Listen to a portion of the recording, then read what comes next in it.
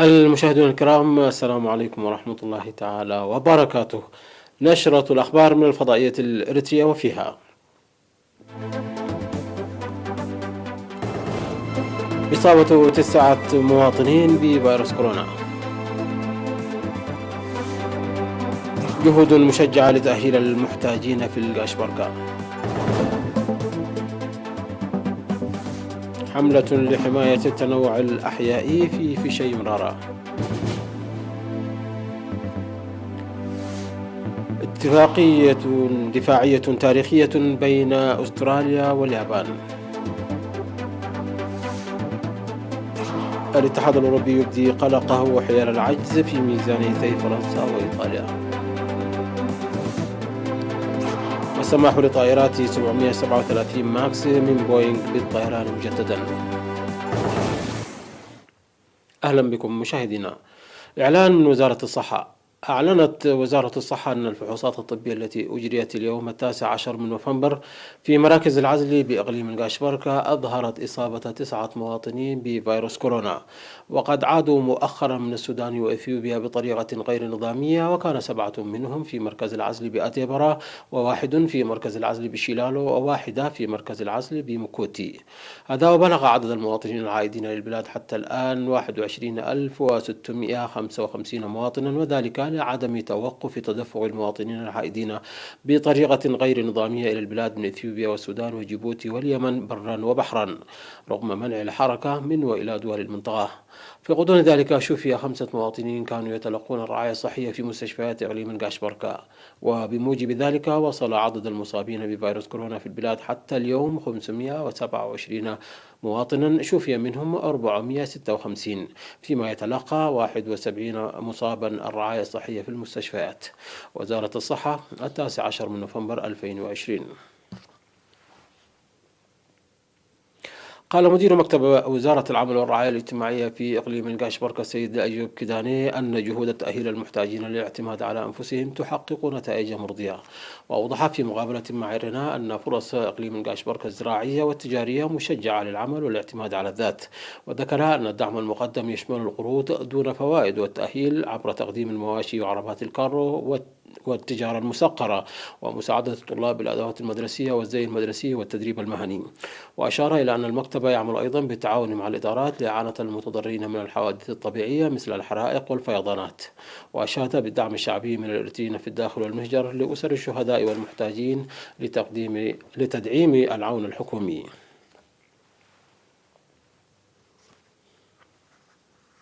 أوضح سكان في الشيمرارة أن أنشطة حماية التربة وحفظ المياه التي يقومون بها ساهمت في حماية التنوع الأحيائي ونموه. وذكر السكان بأن بناء المدرجات الحواجز المائية ساعدت في استقرار التربة ونمو الغطاء النباتي لتجد الحيوانات البرية المأوى والأرضية للتكاثر. وأشار إلى أن تنامي الوعي لحماية البيئة مكن من حراسة المحميات وحصول المواشي على الحشائش في الصيف والخريف.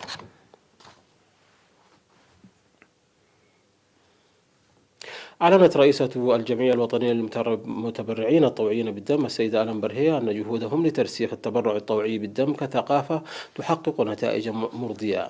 جاء ذلك خلال حملة التبرع بالدم التي قام بها أعضاء مكاتب إدارات مديريات عداقة حموس وقجرت وكازاباندا، والرياضيين أعضاء الفرقة الميكانيكية 74 ومجتمع إيتارو وفرقة رأي بأكثر من 300 كيس دم. وقالت أن الهدف الأساسي للجمعية هو توفير الدم لسد الفاقد أثناء الولادة والحوادث المختلفة، مشيدة بالعمل النبيل الذي يقوم به المتبرعين الطوعيين بالدم. وأوضح مستشار المتبرعين الطوعيين بالدم في بنك الدم السيد فستهاي أتو برهان أن التوعية المتواصلة ساعدت في تنمية محتوى بنك الدم.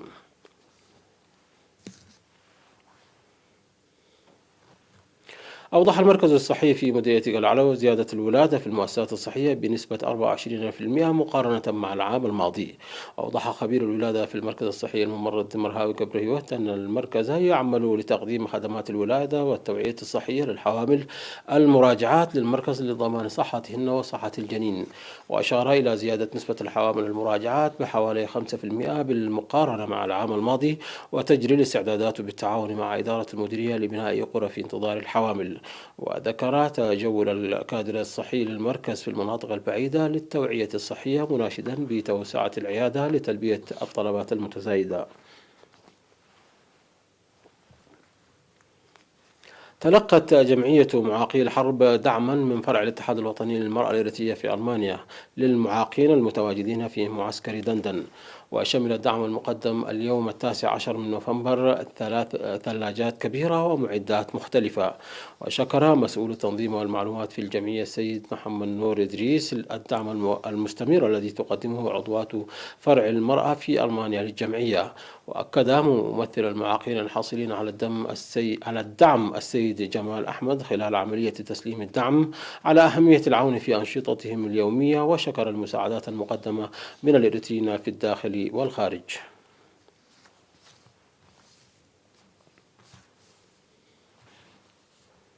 مشاهدينا، نشرتنا تتواصل من الفضائية الإريترية، ولكن بعد فاصل قصير فابقوا معنا.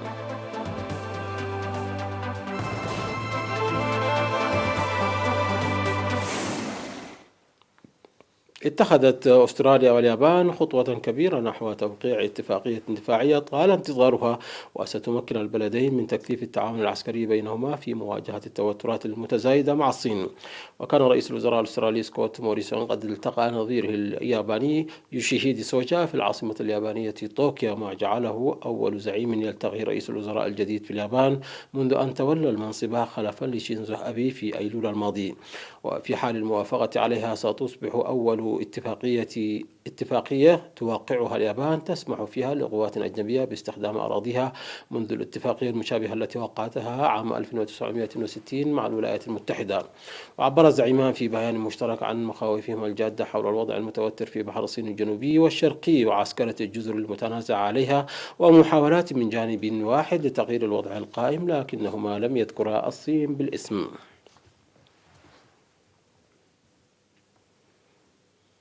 أبدت المفوضية الأوروبية قلقها حيال وطأة تدابير إنعاش الاقتصاد على المالية العامة في 4 من دول منطقة اليورو بينها فرنسا وإيطاليا، محذرة من استمرار عجز هذه الدول إلى ما بعد الأزمة الصحية. وأوردت المفوضية في تقرير أن بعض التدابير التي عرضتها فرنسا وإيطاليا وليتوانيا وسلوفاكيا لا تبدو مؤقتة ولا توازنها تدابير أخرى في الميزانية، داعية إلى مراقبة الديون المتوسطة الأمد. وكان الاتحاد الأوروبي قد أعلن في مارس تعليق قواعد الانضباط المالي في ظل الأزمة الاستثنائية الناجمة عن تفشي وباء كوفيد-19، ما يسمح للدول الأعضاء بتخطي مؤقت للحد المسموح به للعجز في ميزانياتها العامة. ودعما لهذه الاستراتيجية، اعتمد البنك المركزي الأوروبي سياسة نقدية متساهلة جدا تسمح للدول بالاقتراض في الأسواق المالية بنسب فوائد مخفضة لا بل سلبية. قام رائد فضاء روسيان في محطة الفضاء الدولية بالخروج في رحلة سير بالفضاء للتحضير لمختبر تأخر طويلا والذي من المقرر أن يصل العام المقبل. وترك القائد سيرجي ريجوكوف وسيرجي كودسفيرشكوف اللذان أطلق عليهما مراقبو الرحلة اسمي سيرجي 1 وسيرجي 2 4 أمريكيين وياباني واحد في الداخل. وارتفع عدد رواد محطة الفضاء إلى 7 مع وصول كبسولة سبيس إكس في رحلة الفضاء الثانية للشركة. وفي أول سير لهما في الفضاء قضى ريجيكوف وكودسفيرشكوف ما يقرب من ساعتين في إجراء فحوصات إضافية للكشف عن تسرب قبل الخروج من المسد الهوائي.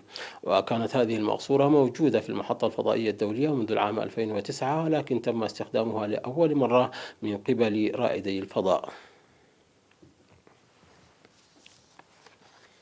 مشاهدينا، انتهت النشرة. شكرا على حسن المتابعة. تحية لكم أينما كنتم. إلى اللقاء.